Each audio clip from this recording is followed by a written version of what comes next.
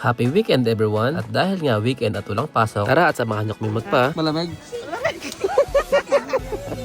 Sinala pa din nalamig oh. maglakad sa snow, pumili na magandang tube para sa swabe at masayang slide, hinga din sa pag-akyat sa mataas na hill, at ma-experience ang masayang slide na para bang bumabalik ka sa pagkabata.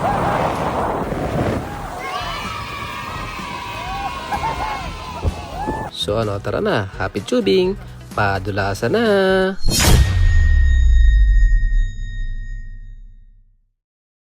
After nga ng matinding squall at malabag yung snow nitong mga nakaraang buwan dahil nag-celebrate nga tayo ng Christmas season, at eto nga sa wakas ay nagpakita na si Haring Araw. Makakapal na yelo ang iniwan sa kalsada, maging sa mabubong ng mga bahay ay ganito rin. Kaya nga itong isa ay mano-mano na niyang nilinis ang kanyang bubong. Posible kasi itong masira gawa ng bigat ng mga yelo. Napakabigat kasi yan ito.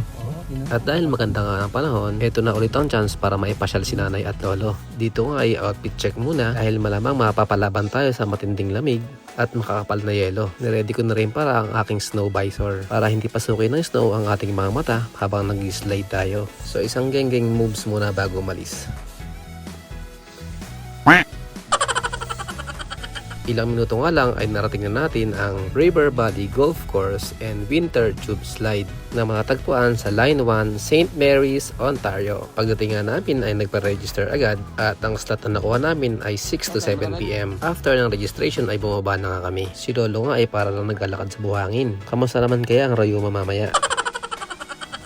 Sa area na to ay kailangan natin kumuha ng tube bago umakyat sa hill. After nga makapili at makakuha ng tube ang lahat, dito ay aakyat na tayo papunta sa taas.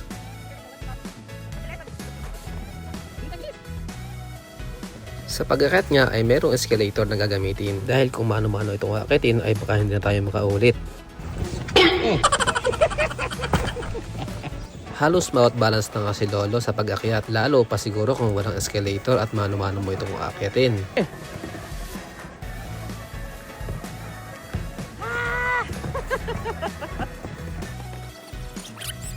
Samantalang itong si Marcus ay chill lang at enjoy sa pag-akyat. Partida sinisinat pa yan pero nasa galaan. Okay. After nga ng mahabang akyatan ay parang hindi na makalakad si Lolo at si Nanay. Dito nga finally ay ready to take off at ready na mag-slide. Nauna nga si Diche at si Isaiah.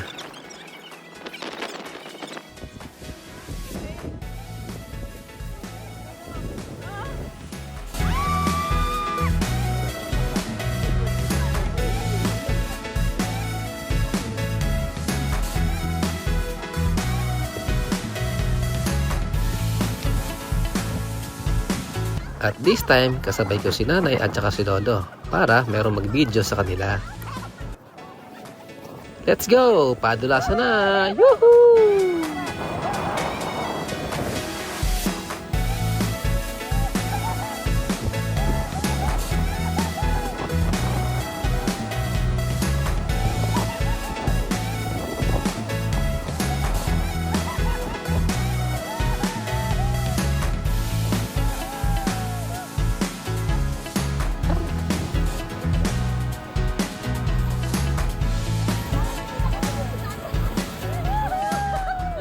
Na-stuck na yata sa tube si Lolo at si Nanay kaya hindi sila makatayo. Kahit sobrang lamig nga ay enjoy na enjoy at all goods pa rin sila.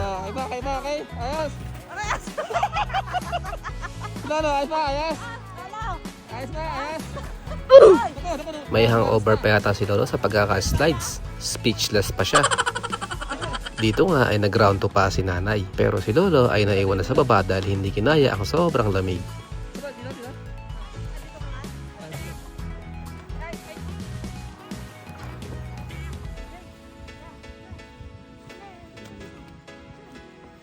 Okay.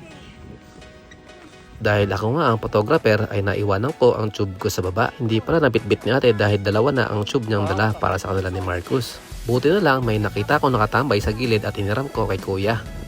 Excuse me, can anyone use all this one? Can I use it?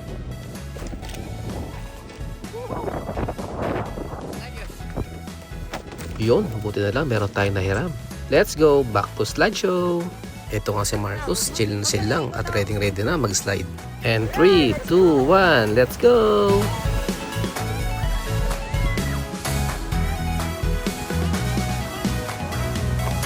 Okay.